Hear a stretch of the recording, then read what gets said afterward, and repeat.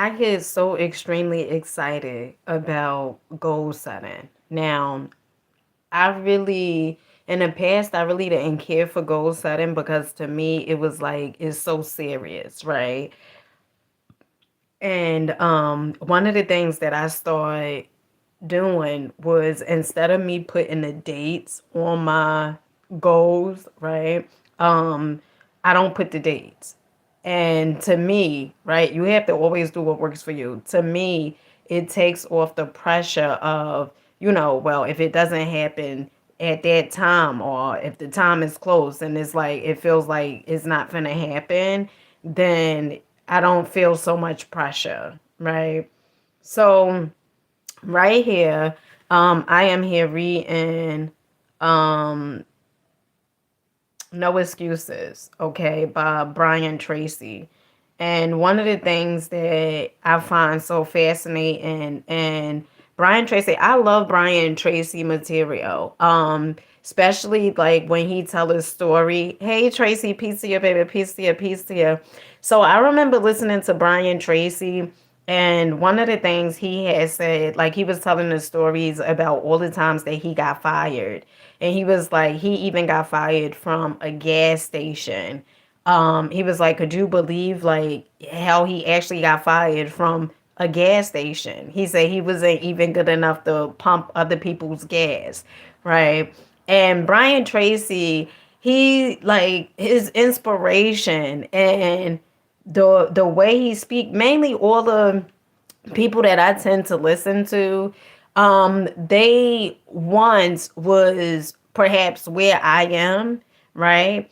And where they are now is where I'm striving to be. Okay. And it's so fascinating because when I come on here and I tell you guys, like, it doesn't matter what we have been through, okay, or, how the cause was dealt to us or whatever it is, we always have the ability to change our lives, okay? And I don't know about the next person, but to me, that is the most magnificent thing ever. To be able to change your life, to be able to have the ability to change your life, to be able to just change your perception. And let me tell you something, you don't need to have the whole blueprint, okay? Because sometimes I think people get tripped up on that too. Like, oh, well, in order for me to change my life, I need to have the whole blueprint. I need to know when it's gonna happen, how it's gonna happen, who gonna make it happen, and all of these different things. Only thing you need to do is decide the type of life that you want. That's it. Okay? Decide what type of life you want.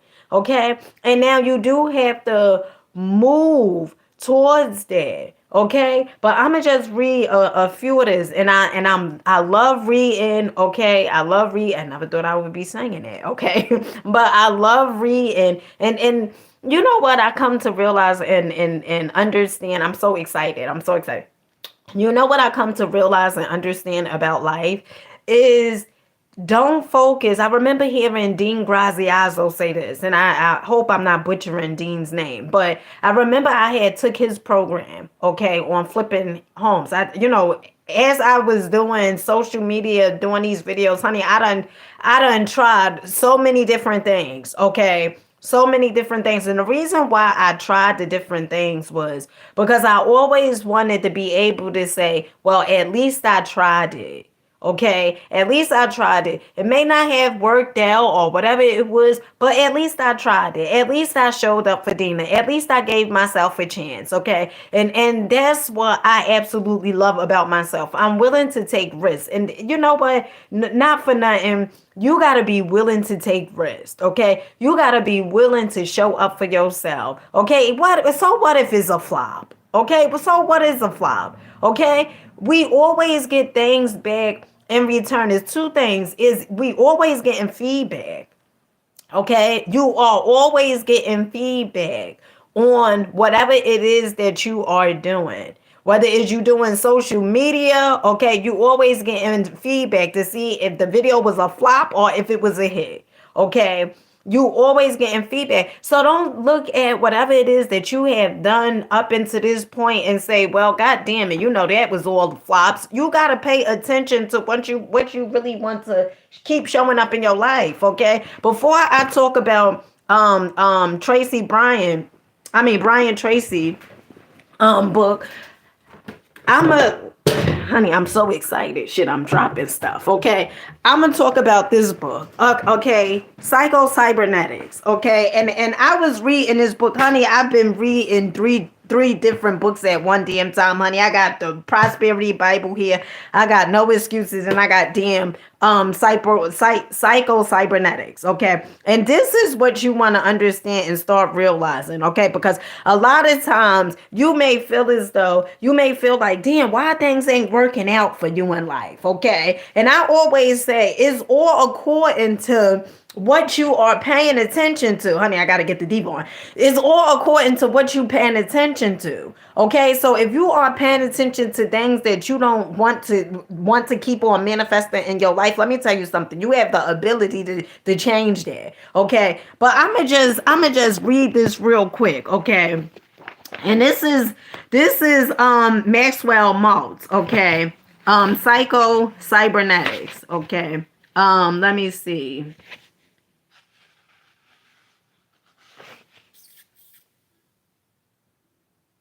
Okay, right here. This is so good. I was on a train yesterday reading this. This is really good because I want you to see why sometimes things don't happen, and it's because of what you focusing on. It's because of what you paying attention to. What you pay attention to, honey, let me tell you something. That is going to grow. Okay? If you paying attention to stuff that you done did before and it was a flop, and you keep on focusing on that as opposed to the things that actually worked out in your favor, honey, you gonna keep on flip-flopping. Okay? You're gonna keep on flip-flopping. So let me read this to you. Okay, in February 1987, shortly after graduating, now this is my introduction to psycho-cybernetics. Okay, this is the guy who I believe took over the company. Let me see. All right, let me just read from the top. Okay, all right. How psycho-cybernetics changed my life and can do the same for you. There are two kinds of self-help books. Those you read and say, what a great book. And those you experience so profoundly, your life is positively changed forever. When you truly experience a great self-help book, you can mark down the date and time you accidentally stumbled across it. And that is so true. That is so true because all the books that I have, I don't record the date of them, but I could remember like, oh, I remember Bob Proctor told me, about this book. And I was in my car on my way to Philly to this vegan place called Vegan Butcher. Okay. When Bob Proctor recommended, the Mystic Path to Cosmic Power by Vernon Howard, I was on my way to Philly. Okay. I know exactly where I was at. I know how many times I kept on stopping that goddamn tape because I wanted to know exactly what book he was calling out. Okay. So I could get it. All right. So it says, when you truly, all right, who referred you to it? See, who referred you to it? You can clearly determine the distinction between who you used to be before you read the book and who you are now. So true.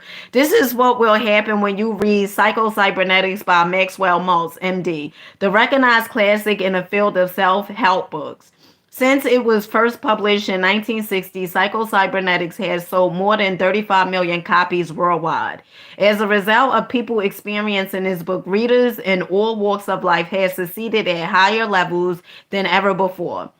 The self-help industry itself was changed too. Today, virtually everything written and discussed about visualization or mental imagery was directly influenced by Malt's work and is deeply rooted in the principles of psycho-cybernetics. Okay, honey, hold on, because I want you to get this. Okay, I want you to get this. All right. My introduction to psycho-cybernetics. In February 1987, shortly after graduating from college and moving to California, I decided to go into business for myself as a personal fitness trainer. Because I had won a national title in college wrestling and had been trained by Olympic champions Dan Gable and Bruce. I don't know Bruce's last name, and honey, I'm not finna butcher it. I figured I had something valuable to teach young athletes as well as anyone who desired to be more physically fit. Even as I was embarking on this career, I felt that something was holding me back. There was this inner voice telling me I wasn't good enough, that I couldn't make it happen. To be honest, first, I had no business experience. Second, I had very little money. Let me tell you something about the money part. Okay, let me tell you something about the money part. I remember listening to Bob Proctor. Okay, I was in my car. I was doing Lyft. I mean, doing Uber. Okay, and I was listening. I would listen to Bob Proctor's audio tapes. Well, YouTube, right? And I remember, is the science, was it the science of getting rich? No, you was born rich. And I remember I was listening to, and it's probably like 4 or 5 parts to this, right? To his series, You Was Born Rich. And I would listen to those tapes religiously every day, doing Uber, doing Lyft, or whatever it was I was doing. I would constantly play it over and over and over and over again. When the passengers would get in my car, honey, it would be playing, okay? And it was a few things that I had experienced. One, I had experienced that people are all generally the same. That's one. Two, when I would play inspirational stuff, the passenger, my ratings always stayed high. Okay. And in the words of Jim Rohn, one of the things he had said was, he said, if you work harder on yourself, was it Jim Rohn? If you work harder on yourself, yeah, if you work harder on yourself than what you work on a job, okay, you would be more successful. Because what it really is about how you improve and who you are. When you improve who you are, it's not just one thing you improve. You improve the everything, okay? You improve everything. And so when I would play this stuff, I remember listening to Bob Proctor, and one of the things he had said in his audio, honey, I said, now what you say, Bob? Okay. Because in his tape series, You Was Born Rich, it was a couple, okay, that went to his seminar, okay, and I believe that Bob Proctor had met with them at the hotel or something like that. They met at the hotel. And Bob Proctor asked them, like, what was it that they wanted to do, right? And what was their goals or whatever. And they said they wanted to buy a house. And Bob Proctor said, all right, so what kind of house, right? Like, why don't you buy the house? And they said, what you mean, why don't we buy the house? We don't have the money for the house. And Bob Proctor said, you don't need the money for the house. And when I first heard that, I said, what the hell? Like, now Bob Proctor is my main man, okay? But goddamn, Bob, I mean, I didn't know if he was smoking something or what. Because I said, Bob, how the hell they don't need the money for the house? That was my first inkling. But one of the things Bob Proctor said was, he said, you don't need the money for the house because you haven't even decided to get the house. And I said, what the hell? What type of new shit is this? What you mean you didn't even decide to get the house?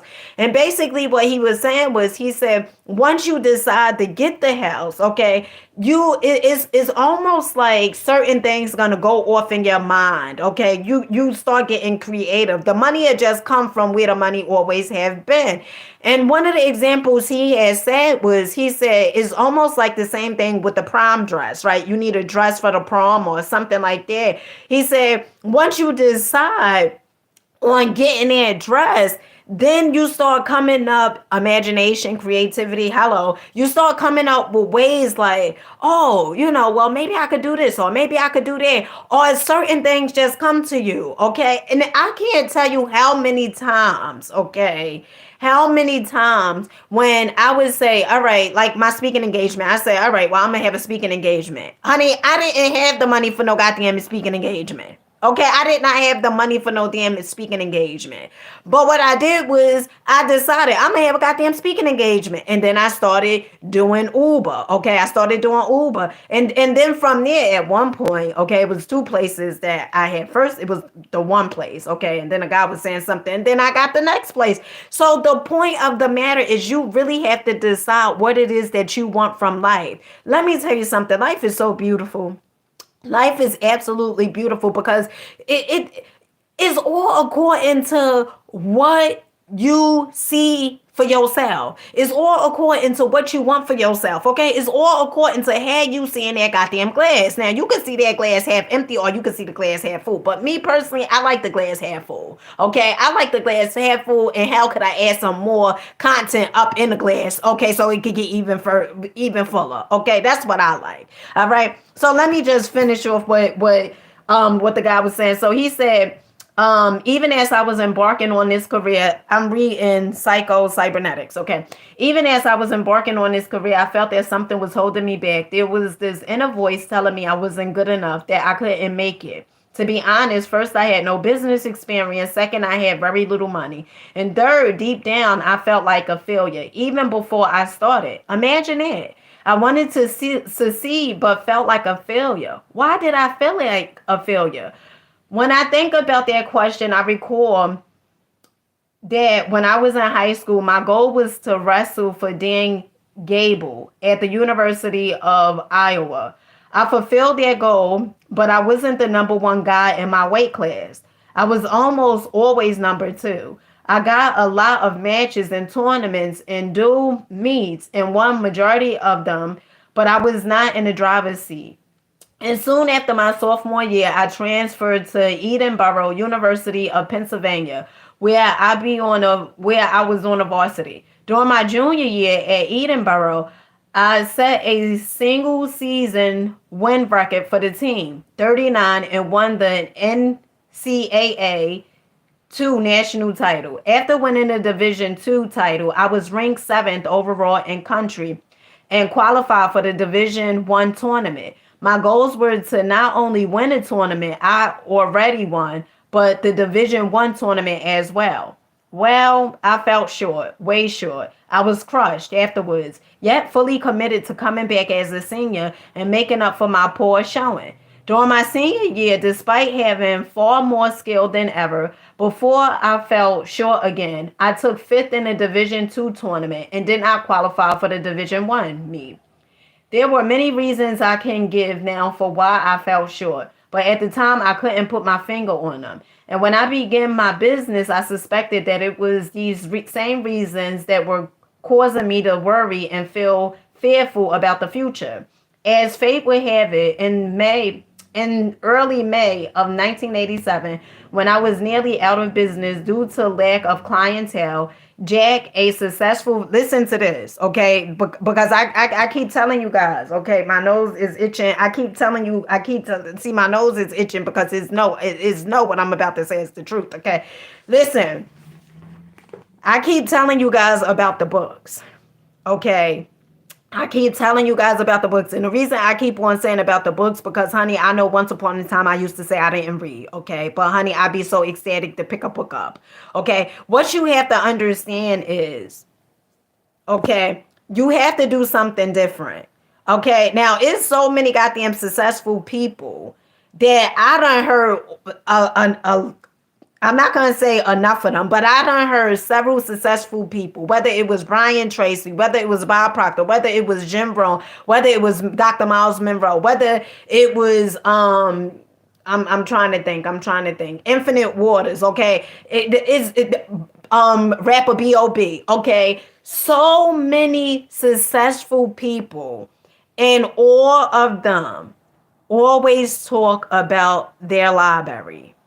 Now, the ones I tend to listen to, they all talk about how they have a magnificent library, how they have an immaculate library, how their library is so huge, okay? All the success, and every successful person that I have listened to, you always see a goddamn a bookshelf in the back of them, okay? I'm gonna get me a bookshelf, okay? I'm gonna get me a goddamn bookshelf, and I'm gonna have it in the back of me, okay? Because that's all you see. All the successful people, they all, it's almost as if they all have this one thing or several things in common. You get what I'm saying? And I remember hearing Tony Robbins say this. He says, success leaves clues. Okay, you don't have to reinvent the wheel. You don't have to create a whole goddamn new wheel. Okay, you only have to do what you've seen the damn successful people do. So when I heard Bob Proctor, okay, all right, when I first seen Bob Proctor, and I seen him get on that jet or that private plane. Okay, I was very impressed. I was very impressed because he was saying how he ain't finished school and all this other stuff. And at first I said he was white. Okay, that's what I did say. I said, Bob Proctor's white, whatever. But then the way he was talking, it felt so relatable because he was saying how he ain't finished school, how he dropped out and all this other stuff. He wasn't the smartest person. And I said, God damn, Bob Proctor. I said, that sounds really good. And so I invested.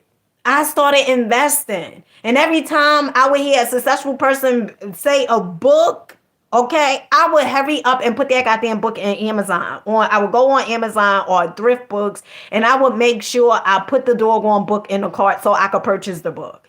You have to do something that you don't ordinarily do. Okay, something that cause you to do something different. Okay, one of the things I remember hearing Dr. Miles Monroe say, he said, it was a few successful people who had wanted Dr. Miles Monroe to speak at their gatherings. Okay, and he said he is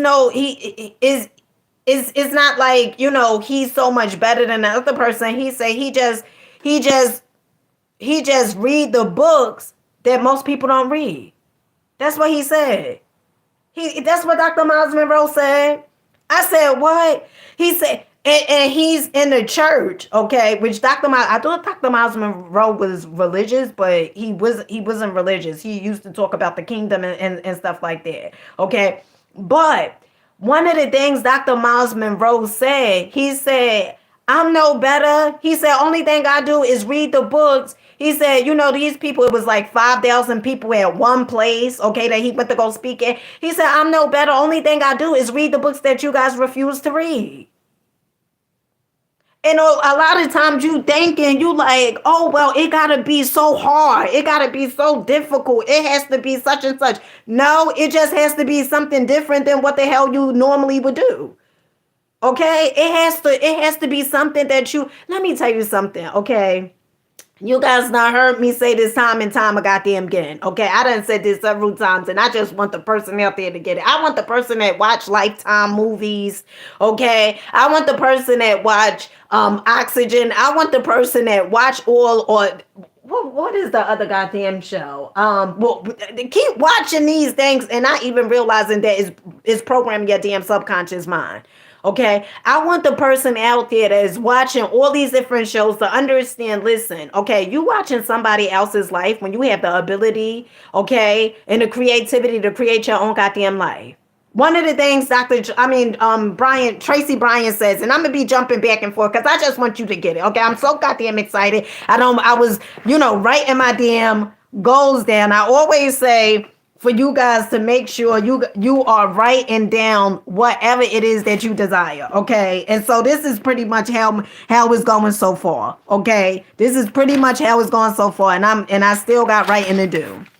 Okay, but I want you to get so excited about your life. I want you to get so excited about your life. And this is one of the things Brian Tracy says, okay? Now here Brian Tracy, very successful, okay, multi-millionaire, and he started with nothing. Brian Tracy started with nothing. Okay, got fired from pumping people gas at the goddamn gas station. Okay, he said he couldn't even do that right. Brian Tracy said he couldn't even goddamn do that right. Okay, got fired from pumping other people gas. Okay, now if that's not lower, if honey, you can't get goddamn lower than that. Okay, you gonna get fired from the goddamn gas station, pumping people gas. When I first heard Brian Tracy say that, I said, God damn it, Brian. Okay, I don't know him personally, but I said, God damn, you got fired from pumping other people gas. He said he couldn't even do that. He said old women could pump people gas, but he got fired. And let me tell you what he said. Okay, let me tell you what he said, because this is the book. This is the book that I'm reading. Okay, No Excuses by Brian Tracy. Listen to what he says. Okay, this is the part that I want you to get. Okay, this is the part I really want you to get. Okay. Let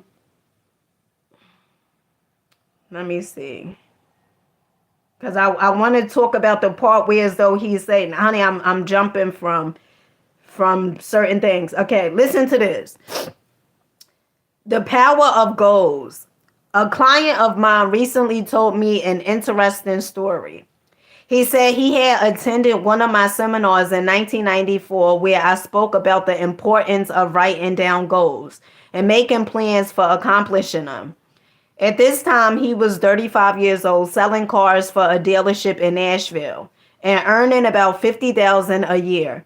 He told me that day changed his life. He began writing out his goals and plans and working on them dearly. 12 years later, he was earning more than 1 million a year and was the president of a fast-growing company that sells services to some of the biggest companies in the country. He told me he could not imagine what his life would have been like if he had not taken out a piece of paper and written down the goals he wanted to achieve in the years ahead. Now let me see. Um Let me see.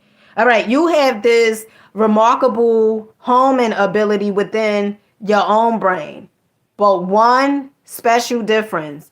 And then he's talking about a homing pigeon. Okay, like the homing pigeons. Supposedly, if you put a homing pigeon inside like a box or whatever it is like that, and cover the homing pigeon up and drive off from where the homing pigeon, lived or whatever it is, a pigeon, where it lived, and you let you drive far off, okay, and you put blankets or whatever to cover the homing pigeon up so the homing pigeon can't see nothing, okay. Allegedly, if you drive far off and then you let the homing pigeon, you let him out of the cage, okay, take the blankets and everything off, the homing pigeon will circle back around, okay, 3 times, and then it will find its way back to its original home. I said, God damn, that is so fascinating. Okay. So I just needed to tell you exactly what the homing pigeon was. Okay. The homing pigeon seems to know instinctively exactly where its home roast is located. It then has the ability to fly directly back to that roast. In contrast, when human beings program a goal into their minds, they can then set out without having any idea where they go or how they will achieve that goal. But by some miracle, they will begin to move unerringly toward their goal, and the goal will begin to move towards them. But this is the part, because I wanted to talk about when he say, you have the ability.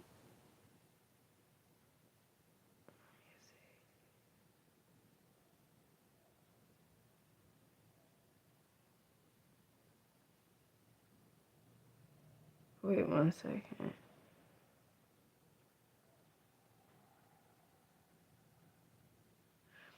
All right. The 3% factor. It seems that only 3% of adults have written goals and plans. And this 3% earn more than all of the other 97% put together. Why is this? The simplest answer is that if you have clear goal and a plan to achieve it, you therefore have a track to run on every single day. Instead of being sidetracked by distractions and diversions, getting lost or going astray, more and more of your time is focused in a straight line from where you are to where you want to go. This is why people with goals accomplish so much more than people without them. The tragedy is that most people think that they already have goals, but what they really have are hopes and wishes. However, hope is not a strategy for success, and a wish has been defined as a goal with no energy behind it. Goals that are not written down and developed into plans are like bullets without powder in a cartridge. People with unwritten goals go through life shooting blanks because they think they already have goals. They never engage in a hard, disciplined effort of goal setting. And this is the master skill of success.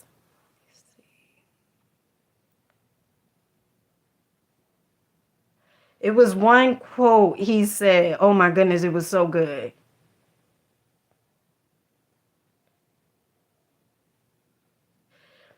So the quote basically what he said was, do you know about the book The Secret? Oh, okay. So, yeah, I know about the book The Secret. And it's funny that you say that, okay? Because Bob Proctor, he was part of The Secret, okay? And I know some of you guys are sick of probably like, damn, how many times you gonna talk about Bob Proctor? Shit, you keep talking about him every time, okay? But Bob Proctor was part of The Secret.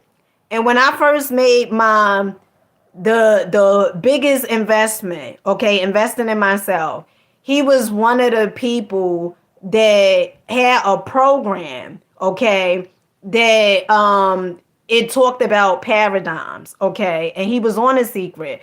And so basically Bob Proctor, he talked about the law of attraction and how he often say that people who teach the law of attraction, some of them, and he said this was Bob Proctor words, he said people, some people who was a part of The Secret, they really didn't understand the concept, because the primary law of attraction is law of vibration, right? Is about how you feel, is about how you vibe, and is about the, it's not only because when I seen, I didn't read the book, but I seen the movie, okay? And basically the movie just was, it kept saying like, whatever you think about, it's just like, it's just going to come. So what people started feeling and thinking like, all right, well, I just got to think about it, and that's just it. But it's more to like what you just thinking about is actually like, yeah, we think about stuff, but it's also the emotions and everything that we feel about it. Okay. It's about you staying at a high frequency.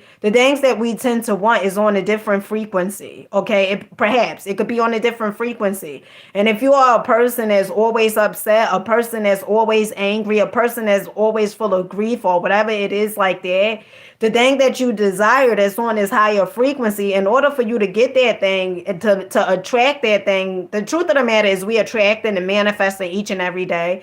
It is just for us to look at our lives and say, damn, do I like what's showing up in my life, right? And if you don't like what's showing up in your life, then what you have to start understanding is you have the ability to change that. And so what I tend to do all the time is basically damn near every time, because you got to understand, all day we are being bombarded with someone else's thoughts, okay? We are being bombarded with all these different distractions.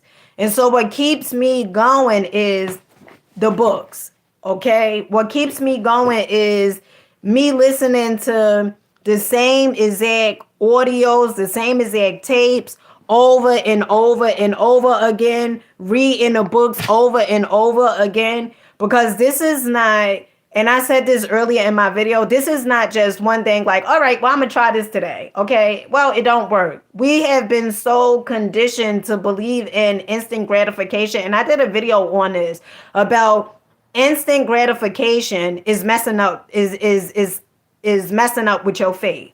Okay. Because a lot of times what we tend to do is we plant these seeds. And because we see other people and we say, God damn, they had the success. It seemed like their success happened overnight. But a lot of times that is not the case. Okay. You just seeing what the manifestation of all the years and the work and the dedication and the choices and the decisions and the books and the investments, whatever. But you just seeing the manifestation of that. But you didn't see the dedication that was going on behind closed doors. And so we look at other people, and it's this guy that I listen to. His name is Isaiah, I believe.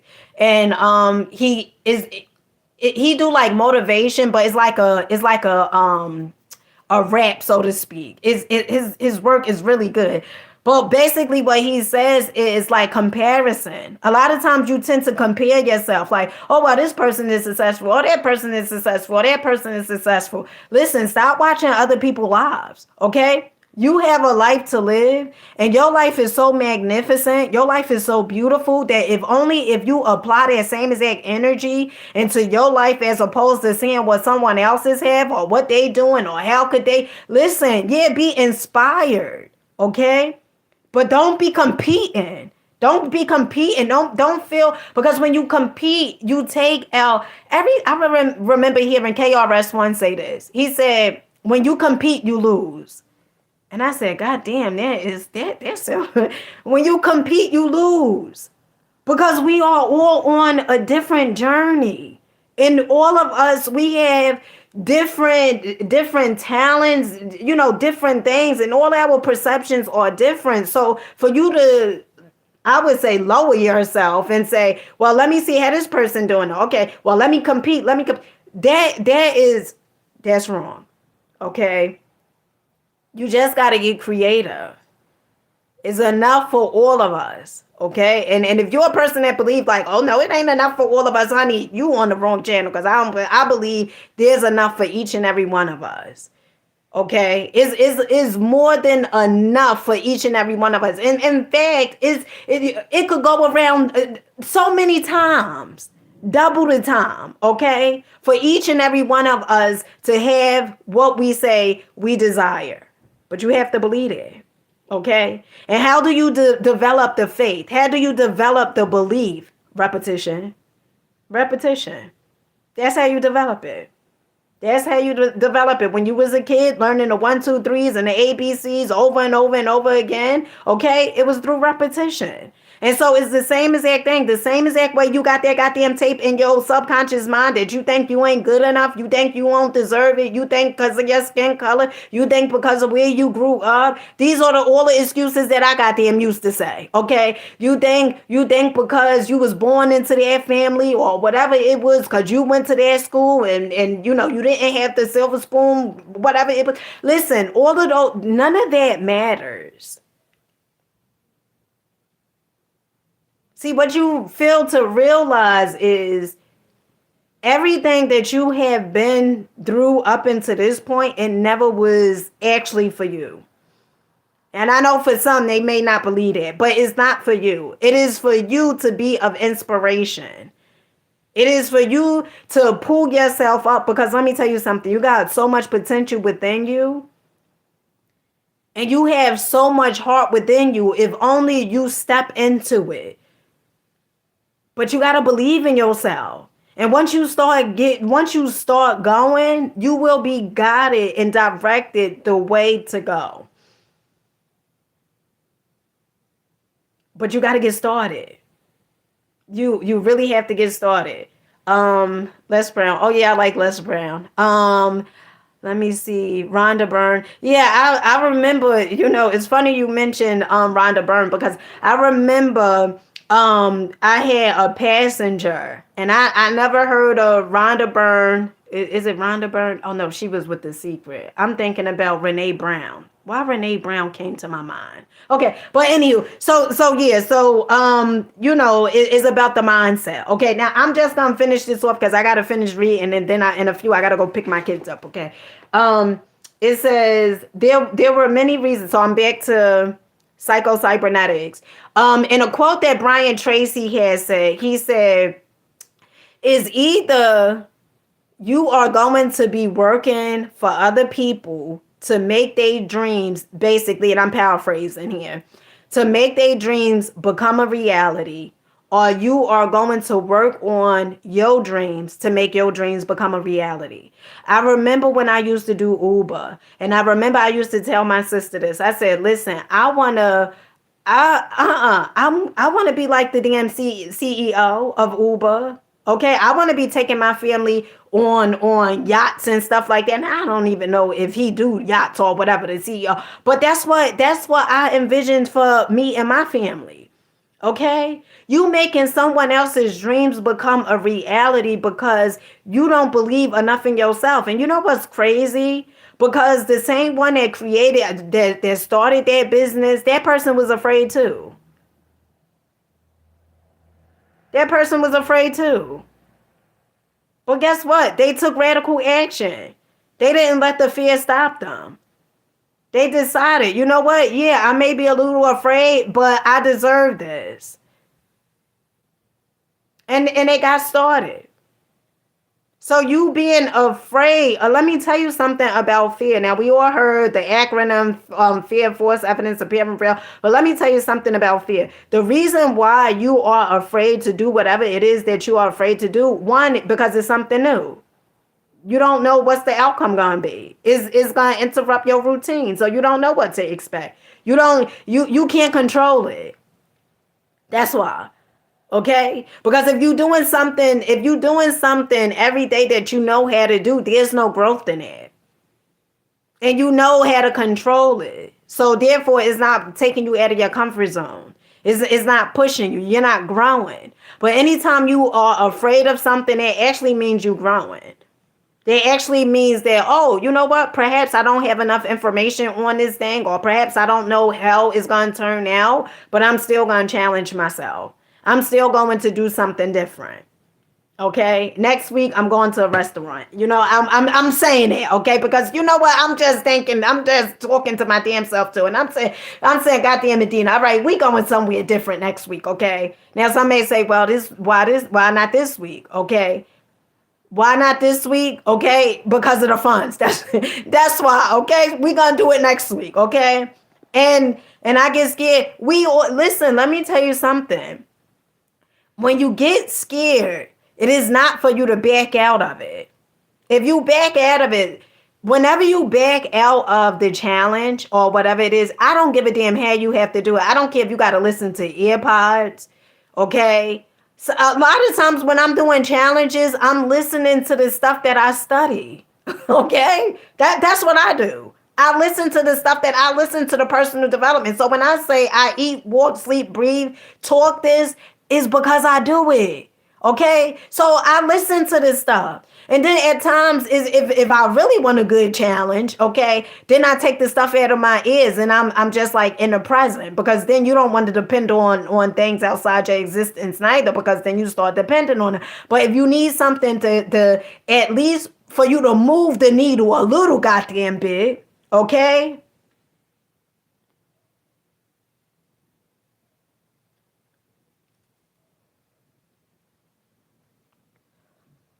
All right, Kelly. When I think of something good, I get scared because I know it's going to happen. So, all right. So, sounds like to me, okay, and I could be wrong, but sounds like to me, you don't believe that you deserve good. You believe that you deserve, like I guess like the like bad. Like you don't believe you deserve good. Because people normally say like things such as life is too good to be true, or like I know something is bound to happen. Those type of words. When you say that stuff, you actually speaking spells over yourself. And I know people say, oh, voodoo and, this witchcraft and all this other stuff. No, but it's true. You could call it voodoo, hoodoo, to-do. I don't give a damn what you call it. But the truth of the matter is when you speak stuff like that over your life, that's what you have to look forward to. And the reason why that you may tend to believe that is due to childhood. But as long as you believe that, and as long as, because you will self-sabotage yourself. Whenever something good happens, you will try to mess it up. Because you really believe that you don't deserve the good. And I am here to tell you, you deserve the good. You are here, you deserve the good. Let me tell you something. If you are here and there's other people, is a reason why you're here. Okay? Is a reason why you are here on this planet. Okay, and everything that has happened to you up until this point, you do not have to keep on reliving it. But if you decide to keep on reliving it, okay, then you're gonna keep on facing what you perhaps I would like to say you don't like to face it, because if you did like to face it, you wouldn't say what you say. You wouldn't have said what you said. So in order for you to change that, okay, which is a program, you're gonna have to start doing something different. And I can only recommend, okay, certain things, but is initially up to the person to say, you know what? And you can always tell truth, okay? When somebody is telling the truth, it is something within that there's, oh, you know what? Damn, maybe this person is on to something, right? Your spirit is always going to tell you if the person sound truthful or if they got them lying, okay? And if I'm lying, I'm flying, okay? But let me tell you something. You got to understand that It is something within you so phenomenal. And oftentimes, the people that you tend to hang around, okay, we tend to hang around people that are like us, okay?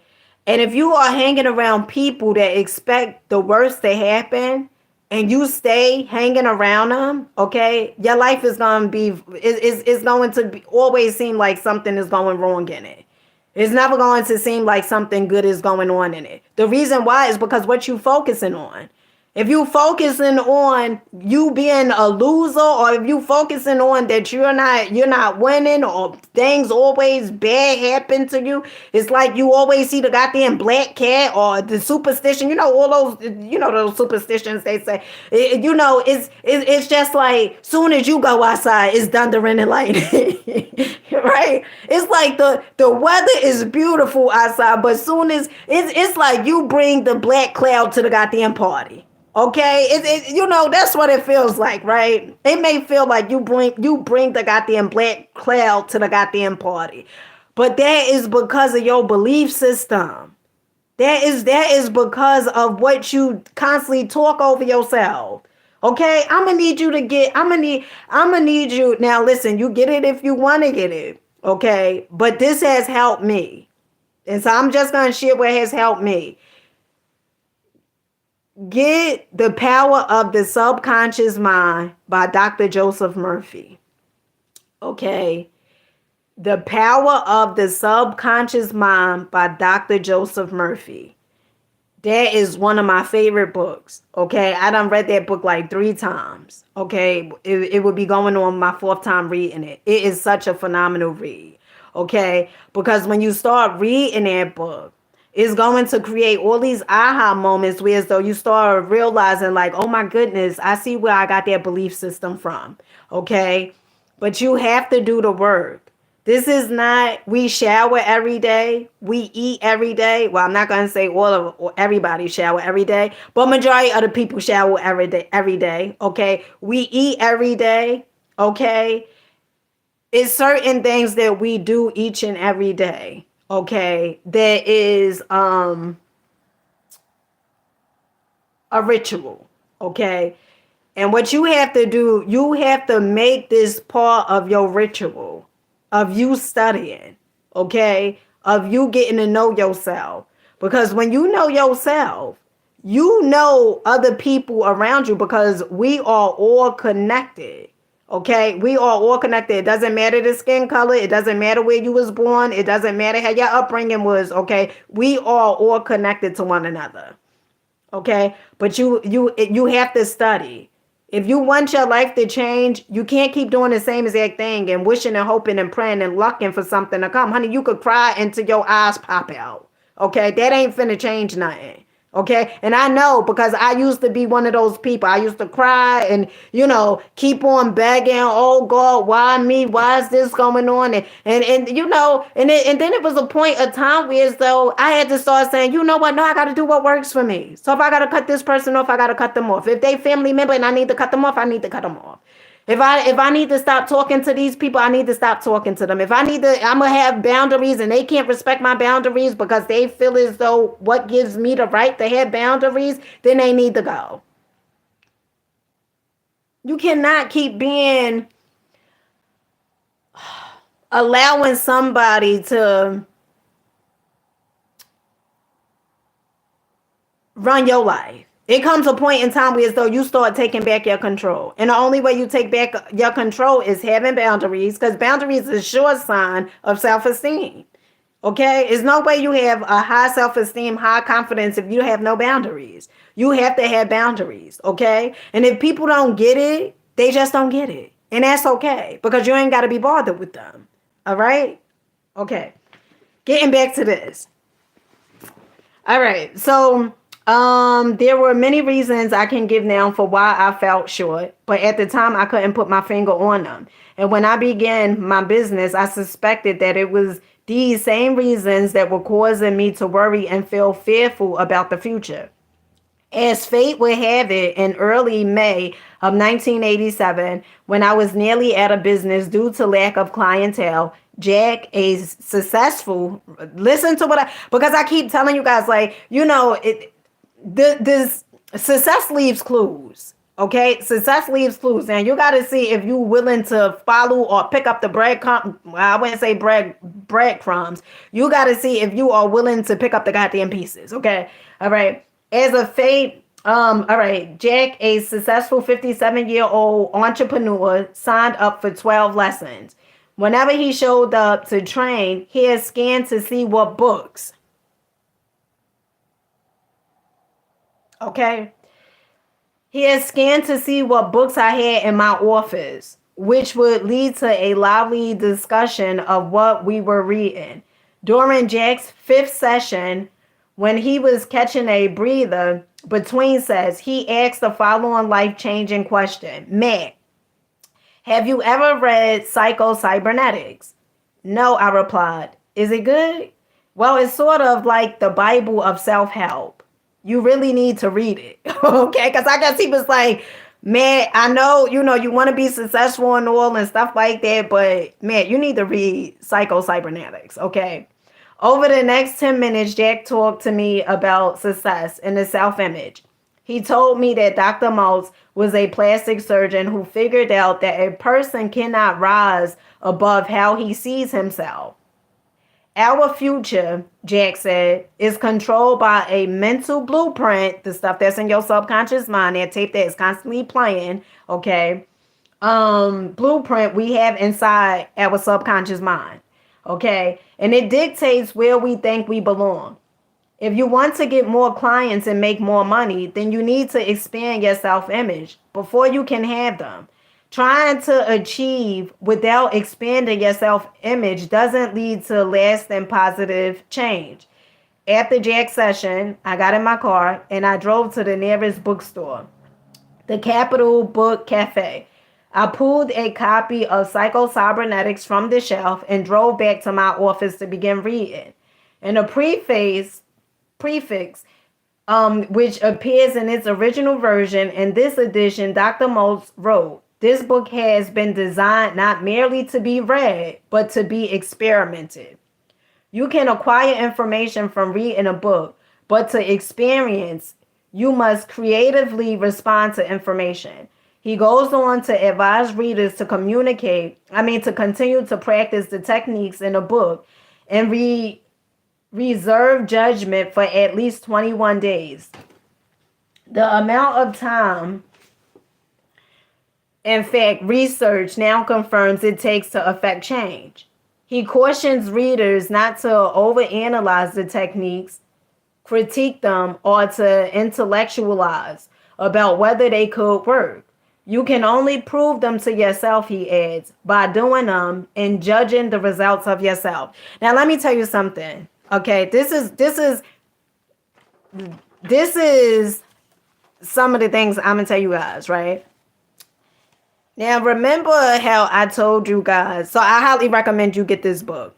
This is a good one too, Kelly. Okay, Psycho-Cybernetics. Okay, this is when I say you have to start changing your life, right? You remember what I said? I used to be a person that say, I don't read, right? And I used to have this self-image of myself, right? Because, I was in special ed when I was in high school. Okay, I was in special ed because I dropped out of school when I was in the 6th grade. Okay, I was in the streets. Okay.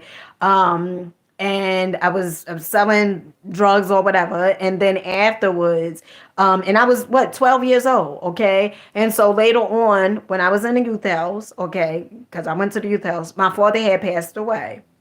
And so when my father passed away, I was sent to an all girls home in Chester, New Jersey. Okay. And because my family was like, you know what, we're not taking her because, and I get it. I understand it. Okay. They didn't know what to damn expect. Okay. Because afterwards I was all out in the streets and stuff like that.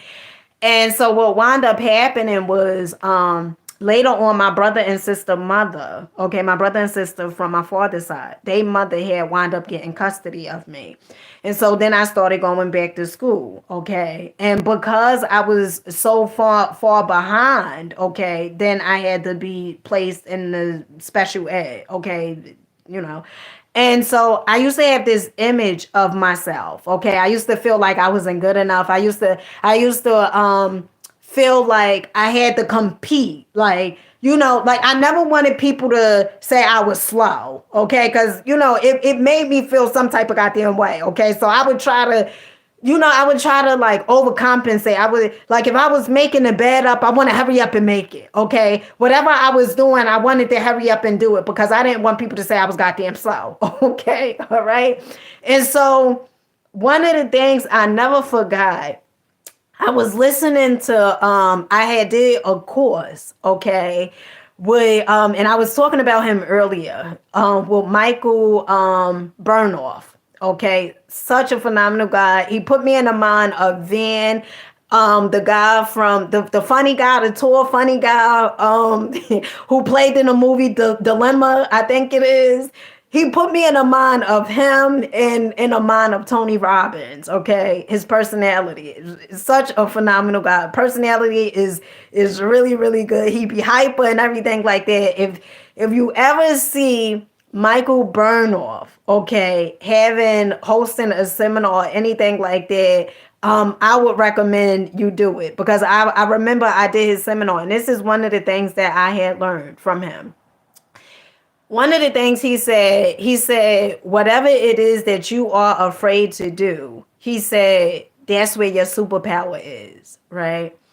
And I never thought like me reading on live video. I used what? Reading on live video? Who's doing that? Okay. Because I would say shit, I mess up the words or whatever it was. And I would be like, I'm not, reading on live video. But I started doing it.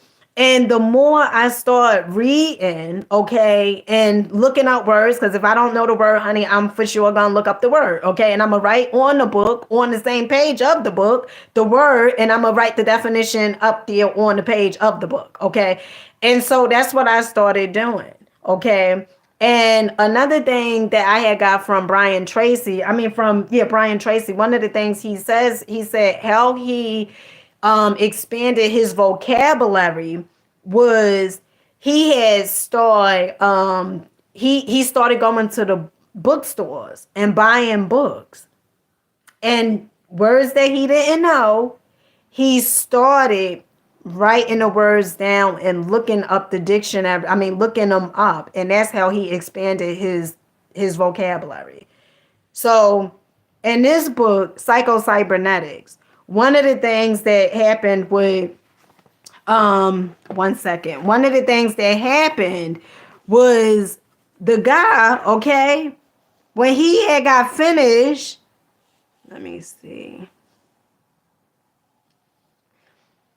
When Matt got finished, okay, listening to the older gentleman, okay, who was his clientele. And the older guy said, listen, I suggest for you to go get this book called Psycho-Cybernet. Oh shoot, honey, it's 2:48. Honey, I gotta go. Okay, I'll catch you guys later. Peace.